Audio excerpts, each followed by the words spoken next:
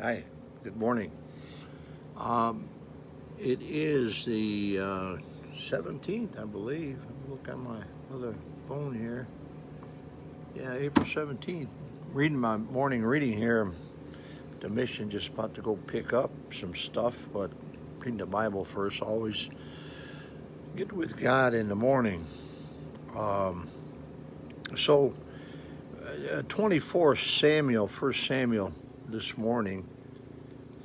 The Bible is wonderful. You ought to read it every day. You get through it in a year, just 80 hours. But anyway, Saul knew it was inevitable that David was going to take over the throne. David knew it also. Saul sought to kill David and was chasing him, and David had 600 men, and they were hiding in caves and stuff, and Saul was after him. But God's in charge, you know. He putteth down one, he lifted up another. And I just thought this was interesting this morning and wanted to mention it to you. And that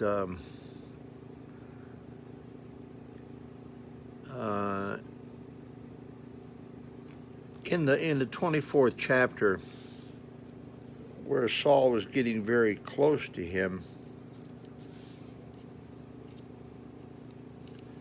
it says, "And it came to pass, when Saul was returned from following the Philistines, that it was told him, saying, Behold, David is in the wilderness of Engedi. Then Saul took 3,000 chosen men out of Israel," that's against 600 of David's, "and went to seek David and his men upon the rocks of the wild goats. He came to the sheepcotes by the way, where there was a cave, and Saul went into the cave to cover his feet, sleep at night. And David and his men remained in the sides of the cave, same cave. And the men of David said unto him, Behold, the day of which the Lord said unto thee, Behold, I will deliver thine enemy into thine hand, that thou mayest do to him as it shall seem good unto thee. Then David arose and cut off the skirt of Saul's robe privily." It means Saul was sleeping and his guards were sleeping and everything, and David just cut a piece of his robe off while he was sleeping. He said unto his men, The Lord forbid that I should do this thing unto my master, and the Lord's anointed to stretch my hand against him, seeing he is the anointed of the Lord. You see, David had a real understanding of the providence of God and God's lifting up of one and putting. He knew he was going to be king, but he knew at that time that Saul was going to be king. And when Saul was to be displaced, it was going to be of God, not of him. So he felt bad even of cutting the corner off of this robe. I guess it was kind of a pride thing. Going to make an issue of it. Look what I could have done. Well, he could have stuck him through with his spear and killed him in a moment, and then he would have been king, but he left it in God's hands. I'm concerned about people in America today, especially Christians, that feel they have to politically save America for God. Well, God doesn't need any help. When he sets down one president and puts up another, that's on his behalf. You might vote on the other side of it as a Christian, and maybe you think, well, the devil's person got in. Whatever.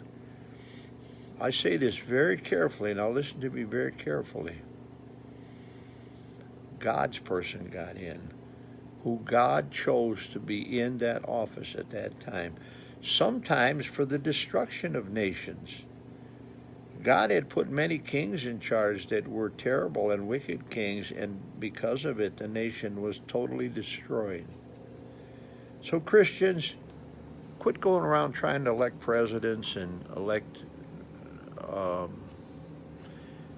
government officials, senators and mayors and all that. Vote, yes, vote. Try to pick that one that would represent the Bible and God as best he could. That's what I do, and if I feel there's no one at all in that category, period, then what's the use? So anyway, why don't you get busy winning souls, Christian brother and sister? Why don't you forget supporting political candidates? It's been tried down through the ages. Oh my, there were preachers when Ronald Reagan won. Oh, they were quitting the pulpit and going into politics. How'd that work out? Not so good.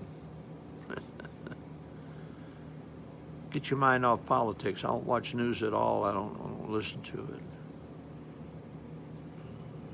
Local, state, or federal. I don't listen to it. I read the Bible, pray, try to win souls. So David, he left it in God's hands when it was going to change. You say, well, I don't agree. Wrong king, wrong president. It's up to God. Pray.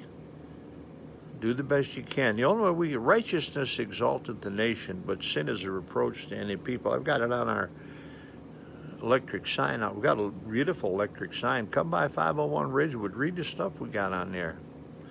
It says abortion is murder. Whoa. Don't see that on many signs around town, do you? Yeah. It says America needs revival, and so on. It says God is love. It says a lot of nice things. Read it, 501 Ridgewood. I'm going to tell you one thing. David felt bad because he couldn't have stuck a javelin through. He could have, but in God's timing. Just don't forget God's timing. I'm praying for a revival. I believe it's going to come to Daytona Beach in his timing. You'll know when it comes. It'll be very apparent. I hope you're part of it. God bless you. Have a good day, my dear friend.